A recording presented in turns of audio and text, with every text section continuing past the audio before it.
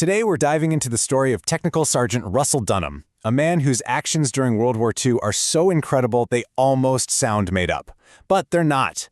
This isn't just a war story, it's a story about the absolute edge of what a human being is capable of. And it all really comes down to this one kind of mind-blowing question. What does it take for one single person facing literally impossible odds to save his entire company? All right, so picture this. It's January 8th, 1945, near Kaisersberg, France. Dunham's unit, Company I, is on the move. And they walk right into a perfect German ambush, a brutal, inescapable killing box on the snowy side of a place called Hill 616. So you got to understand just how bad this was.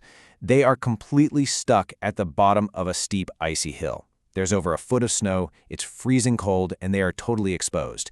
They can't move forward, they can't move back. They're trapped. And here's why they were trapped.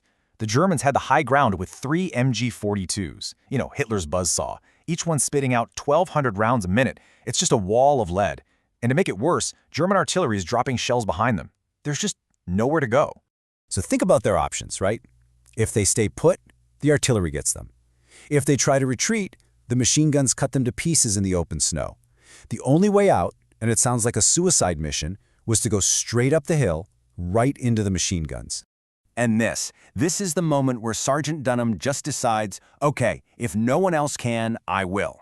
He sees his platoon is about to be wiped out, and he starts prepping for a one-man assault, starting with some really clever, on-the-spot thinking. First, he grabs a white mattress cover from his pack and throws it over himself to blend in with the snow. Then he just starts loading up.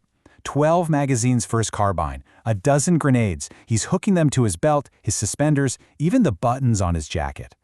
He's carrying 72 pounds of just ammo. He literally turned himself into a walking grenade. As he starts charging the first machine gun nest, he gets hit, and I mean hit. A rifle bullet tears a 10-inch gash across his back. The impact is so powerful it literally spins him around and knocks him 15 yards back down the hill. But somehow he gets back up. Even with this insane wound, he just starts taking them out one by one. He charges the first nest head-on. He crawls 25 yards through the snow, with bullets flying everywhere, to take out the second one with grenades. And for the last one, he waits for the right moment and just lunges, destroying it completely. He single-handedly silenced all 3 guns. With the guns silent, Company I can finally move up the hill, and there's Dunham standing at the top. But the image is just chilling.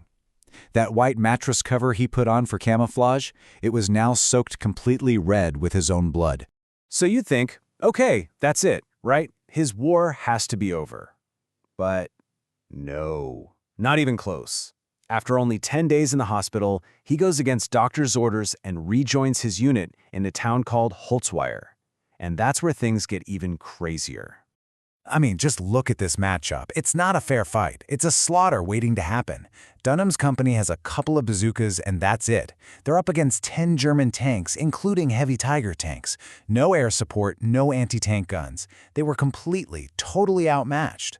The company commander makes the only call he really can. He orders the surrender. All 147 American soldiers are taken prisoner.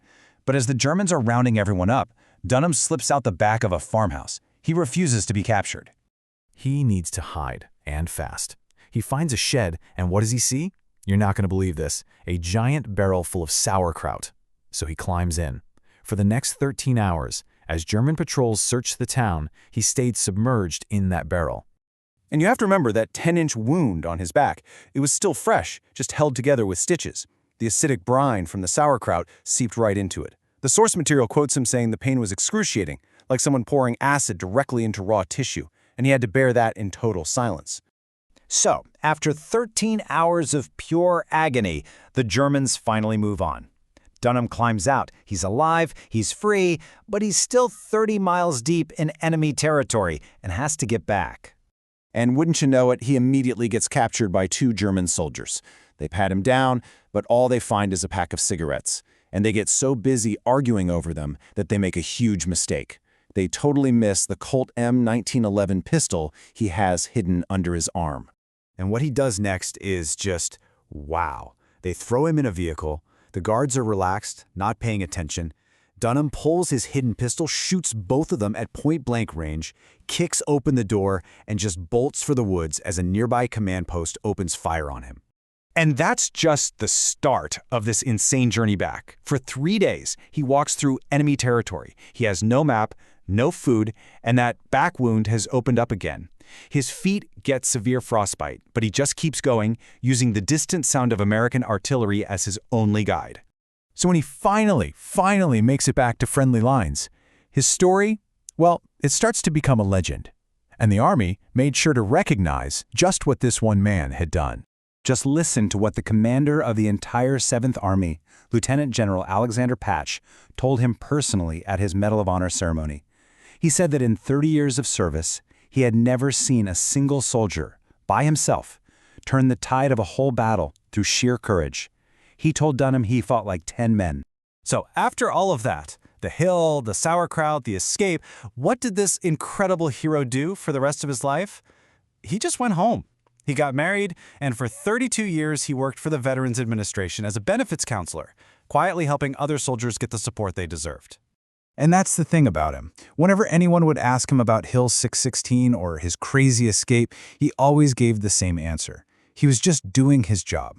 It really makes you wonder, if that was just doing the job, what kind of men were they?